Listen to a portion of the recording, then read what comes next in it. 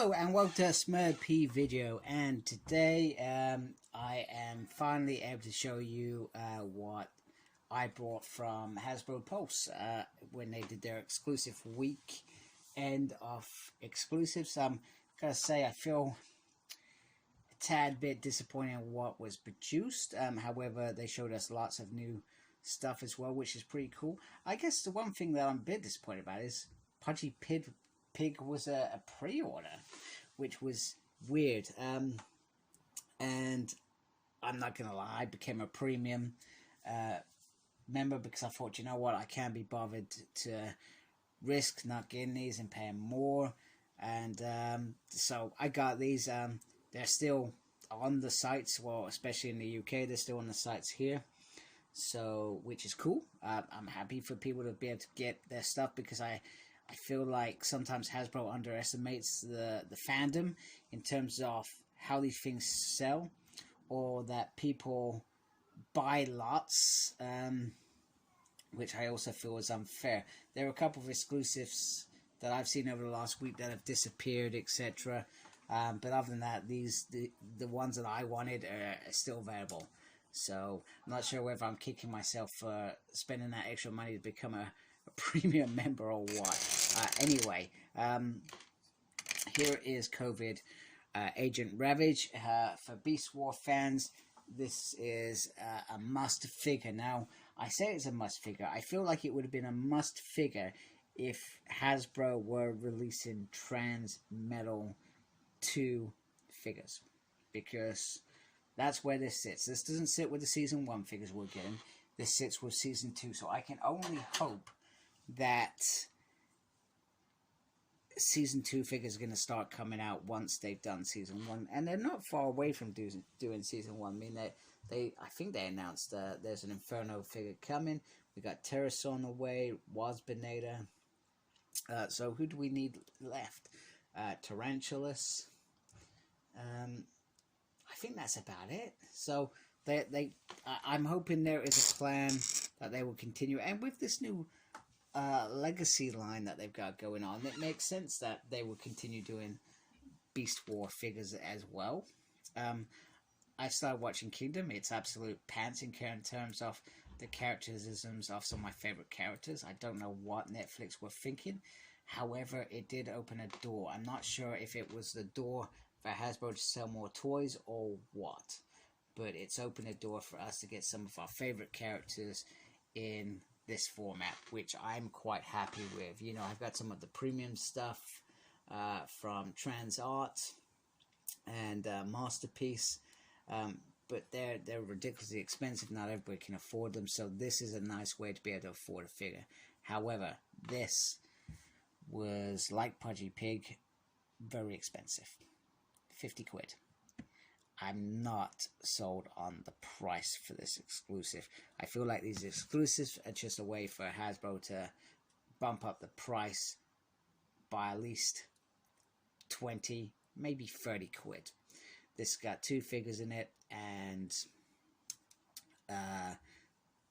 this I would expect to be, maybe I'm being a bit of a dick, around 30 quid. But let's open it up anyway. I'm still very excited. Still very excited.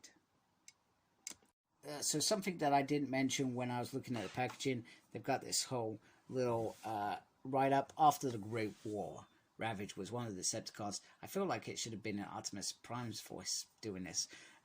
Granted emissary and reformatted into a Predacon as Covert Agent Ravage, he is secretly dispatched to Earth by the Tripredacus Council.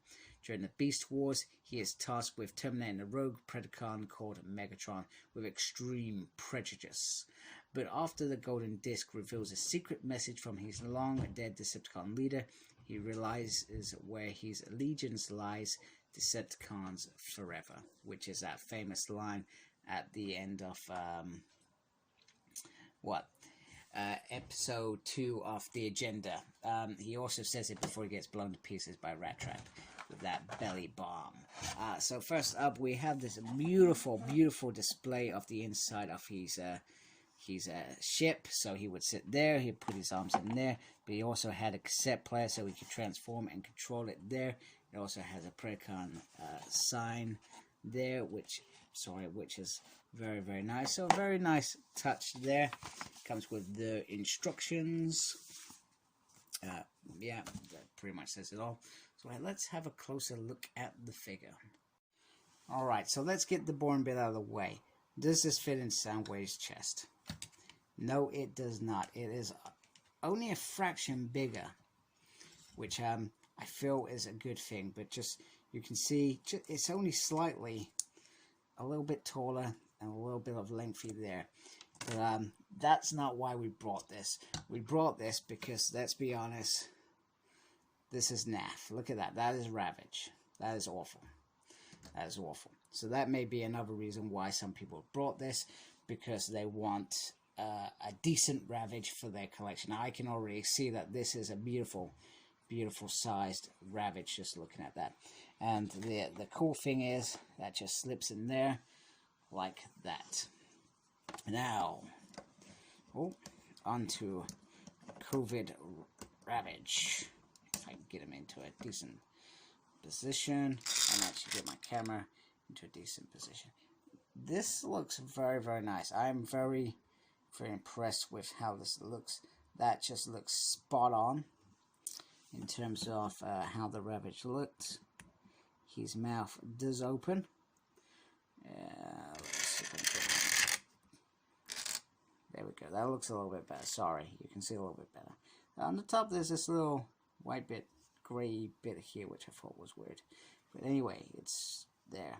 I feel like literally this head is going to be the head where it transforms. Now, I'm not a fan of this figure transforming. And I'll show you the trans art one in a bit. And that kind of transforms as well, which I think you don't need to bother with this figure. We did not buy it for a transformer. We brought this for the homage to that brilliant run of episodes, that three-parter before Optimus situation. And it didn't need to be a transformer. We didn't need it to transform, but they've done that. This is a cheetah mold anyway, so it does have similarities to that. But just look at the paint job. Looks very nice. You can see there's a little gap in there, which you can question. The feet are in there, but they feel like they slot in a little bit better and a little bit more hidden than Cheetos. Cheetos is hideous. He's got these tiny little feet though. Not a fan of that. Like little baby feet. No offense to any baby feet out there. And then he's got the tail on the back for transformation, which is cool. And these, I think these are a little bit deeper in terms of how they sit. But he does look very cool. Right. Oh, if I can get him to stand up in a decent position. You're not going to do it, are you? Come on, Ravage. It's because I'm an Autobot, isn't it? No, anyway, let's move on. Let's do some little articulation. So the mouth does open and close as you've been shown. He can move his head, but only slightly, not too much. And up and down only slightly. I mean, you wouldn't want him really looking down, which is weird. This bit's really weird. I find this bit weird. The arm does go up all the way like that, which is cool. And it helps if I'm showing you. It goes all the way around. It does feel very, it's got a double hinge there, which is very cool. Wrist articulation, no finger articulation, which we wouldn't expect really. There is waist swivel, but because of the legs, it's not massive. He does have a swivel on the thigh. He can move his feet as well, up and down, round and round. He can do the split secure if you want him to. So let's have a look at his guns, which once again, a fabulous job has been done here. Very impressive. It's exactly what I wanted as a fan from this figure. Oh. So, very, very well done. That's very cool. I like that. I'll just bring that out a little bit. Very cool. Very awesome. Very awesome indeed. And just for, I don't know, a sort of comparison, you can see that this is Trans Art Ravage. So very similar. Obviously, this has got more die casting, etc. So I'm not going to compare them. The feet, however, does look a lot better. But I think that they have generally tried to equip that for this this weird kind of mode where he is a panther. But other than that, very similar. I would say that the feet are better. I just feel like they're really tiny. I don't know what it is. They're not very solid, which is weird. And then just to show them against Cheeto, because Cheeto is kind of like the base body, you can see that this is a lot more beefier in terms of it's more of a solid kind of center, whereas this has these massive skinny gaps because Cheeto, I guess, was a skinny character, but that look very cool together anyway. I'm still very impressed with this, but I'm very impressed with what Hasbro have done. I just hope this opens up the avenue for them to start doing Transmetal 2s like Primal, Cheetah, etc., etc. I hope that this is what their statement is about.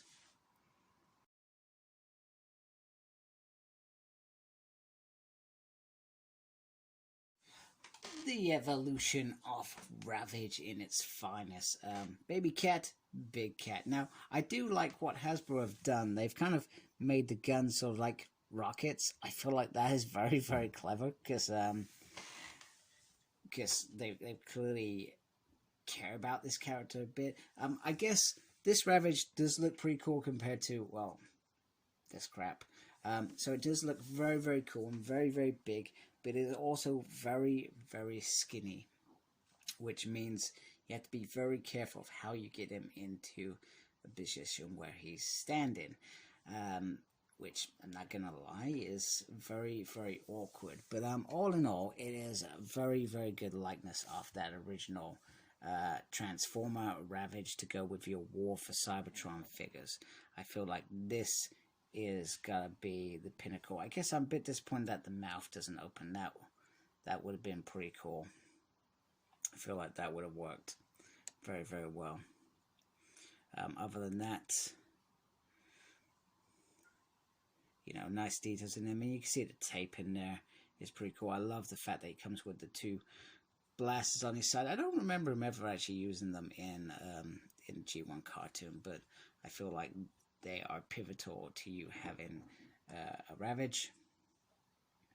But yeah, the legs are skinny, let's face it. They're not perfect, but they are articulate, so you can move some more than others, so you can get some little movement in there. But it's just about getting the right balance to get him into a position, which I'm afraid I am struggling to do now. So let's move baby Ravage out of the way. He's grown up and he's become a big boy cat now.